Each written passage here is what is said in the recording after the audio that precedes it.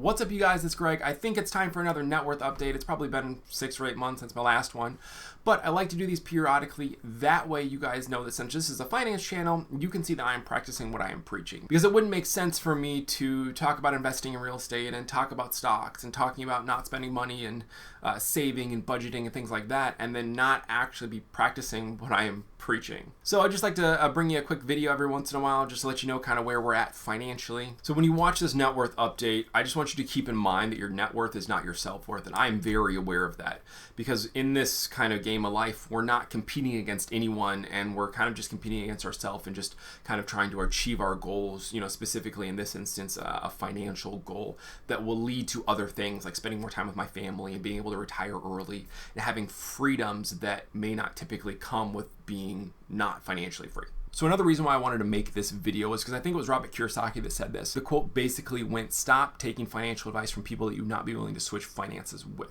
And honestly, that's something that I've started to incorporate into my life, because in our lives, we have a lot of people that have a lot of opinions, but not necessarily all those opinions are good opinions and opinions that you should try to incorporate into your life. Sometimes people are just talking and they don't really know what they're talking about. So basically, to sum up this whole long intro, I am practicing what I am preaching, so let's get into the numbers. All right, so first we have our checking account at $11,807.13. So when I say checking, I mean like our checking, saving, and all our just bank accounts in general. So what I do on the sheet is I take that total cash that we have minus all the liabilities for like on a monthly basis. So meaning like our credit card bills and things like that come out. So like when I pay our insurance, I just minus that, because that's not doesn't fall under the credit card bill.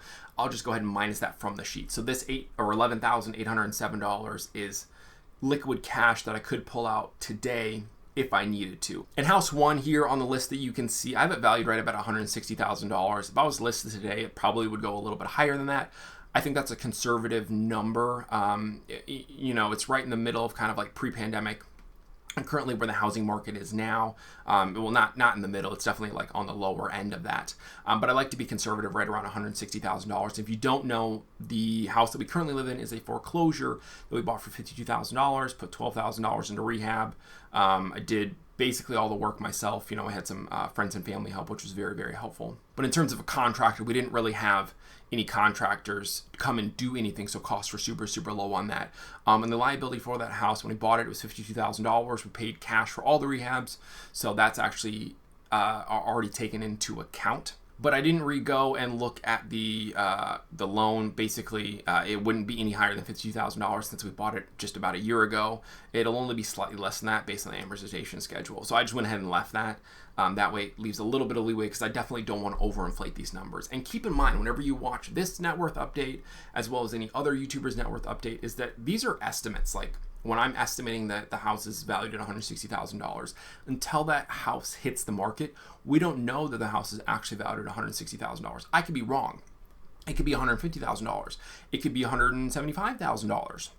So keep in mind, until a house actually hits the market, it's still just an estimate. Granted, it's a educated estimate, but it's still an estimate at that. So here we have the rental property at $160,000 after repair value, which is what it's currently valued at right now.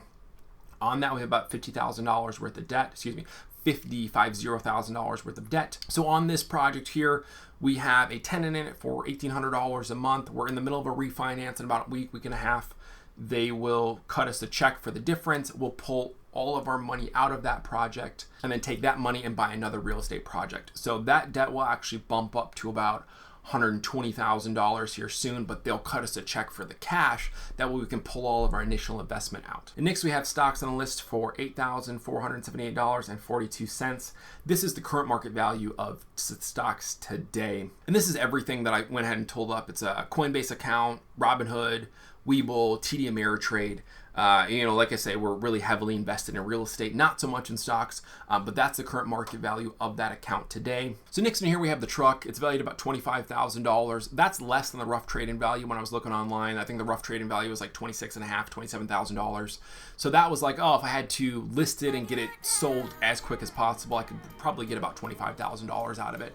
I want to make sure with these depreciating assets to always come in under what the actual value probably is, just to make sure that we're insulated. Because keep in mind, they're vehicles, they're paid off, but they're still depreciating assets. But I do like to add them into our balance sheet for our net worth, because it is an accurate representation of we have X amount of dollars at our disposal if we needed to. Meaning, like, so I have my wife's car valued at about $5,000. If we needed to sell it, we probably could get about $5,000 out of it if we just listed it and wanted to get it sold as quick as possible. So that's why I feel comfortable adding them, because when you have a car payment, your depreciation is probably kind of close to what you're paying every month. So if we had a car payments on it, I probably wouldn't add that in there. But since they are paid off, I did go ahead and throw those in there. And then the next section here, we have cash, and then other. We have some cash laying around. I didn't go and add it up. It's probably only a couple of $100. So finally, what you all have been waiting for, we have $370,285.55 worth of assets and $102,000 worth of liabilities, bringing our grand total to $268,285.55. So there you go. That's my net worth as a 30-year-old. Honestly, I think it's important to have goals, and my goal for the end of 2021 was to be worth around $400,000.